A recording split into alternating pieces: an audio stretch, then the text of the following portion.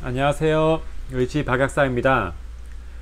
여러분, 한국인들 중에 아무런 증상이 없지만 자기도 모르는 사이에 녹내장 환자가 되어 있는 분이 많다는 사실 알고 계신가요? 이번 기회에 녹내장에 대해서 한번 알아보시고 여러분의 눈도 점검해 보는 시간이 되었으면 좋겠습니다. 여러분, 녹내장에 대해서 많이 들어보셨지만 그 정의는 잘 모르시죠? 저도 잘 몰랐었습니다.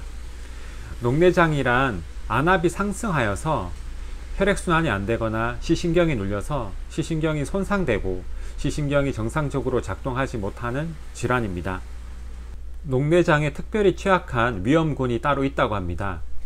40세 이상, 저도 약간 40세가 넘어가서 보니 약간 눈 가장자리가 어두워질 때가 있더라고요. 40세 이상이 되면 눈이 약해져서 녹내장에 걸릴 확률이 높다고 합니다. 그리고 두 번째로 고혈압 환자, 세 번째로 당뇨병 환자, 혈당이 높으신 분들, 네 번째로 심혈관 질환이 있으신 분들, 다섯 번째로 스테로이드 호르몬을 장기간 사용하신 분들, 여섯 번째로 가족 중에 녹내장 환자가 있는 가족력이 있는 경우, 일곱 번째로 눈에 외상이 있어서 상처가 있는 경우, 이런 경우에 시신경이 손상되어서 녹내장이 발생할 확률이 더 높다고 합니다.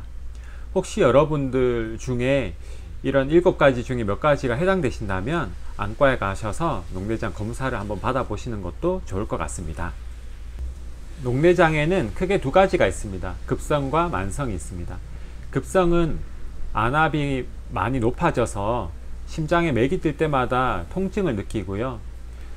초점이 잘 맞지 않고 빛에 반응하지 않습니다. 그리고 구토와 메스꺼림을 느끼게 됩니다. 두 번째로는 만성 녹내장이 있습니다. 만성은 대부분 처음엔 아무런 증상도 나타나지 않습니다. 아무런 것도 못 느껴요. 그런데 시간이 점점 지나면서 이 눈의 가장자리가 잘 보이지 않게 됩니다. 약간 흐리게 됩니다. 그리고 점점 심해짐에 따라 시신경이 손상되면서 이쪽은 까매집니다. 그래서 동굴에서 바깥을 보는 듯한 느낌이 들고 나중에는 시야가 뿌여지면서 달무리가 생기고 또 두통을 느끼기도 합니다. 주변이 깜깜하기 때문에 밤에는 더 잘 보이지 않는다고 합니다. 녹내장의 원인은 바로 안압의 상승입니다. 안압은 방수에 의해서 결정됩니다. 방수는 눈 안에서 만들어지는 액체거든요. 근데 이 방수가 과다하게 생성되거나 방수가 배출이 되어야 하는데 배출되지 않고 정체가 된 경우에 안압이 상승합니다.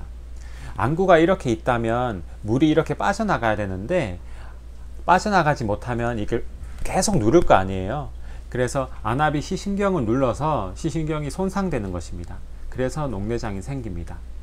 이것이 녹내장의 가장 큰 원인이라고 할 수 있습니다. 방수 배출 장애의 원인은 무엇일까요? 첫 번째로 콜라겐 부족으로 인한 인대 탄력 저하입니다.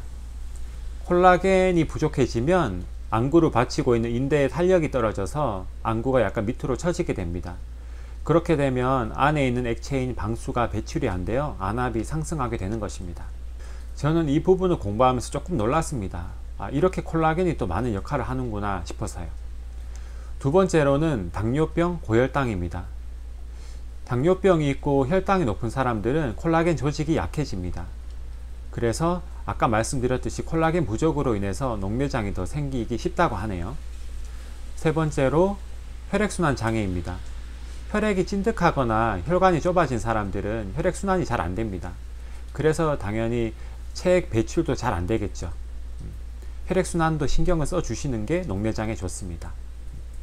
네 번째로는 장기간의 스테로이드 호르몬 사용입니다. 스테로이드 호르몬을 장기간 섭취하신 분들은 콜라겐 조직이 약해진다고 해요. 그렇게 해서 녹내장 위험이 또 증가한다고 합니다. 다섯 번째로 신경안정제, 감기약, 알레르기약 이런 다양한 의약품들을 많이 드시는 분들은 안압이 높아진다고 합니다. 녹내장의 치료법에 대해서 말씀드리겠습니다. 우선 병원 치료법입니다. 병원에서 안약을 처방해 주실 거예요. 일정한 시간에 잘 넣어 주시고요.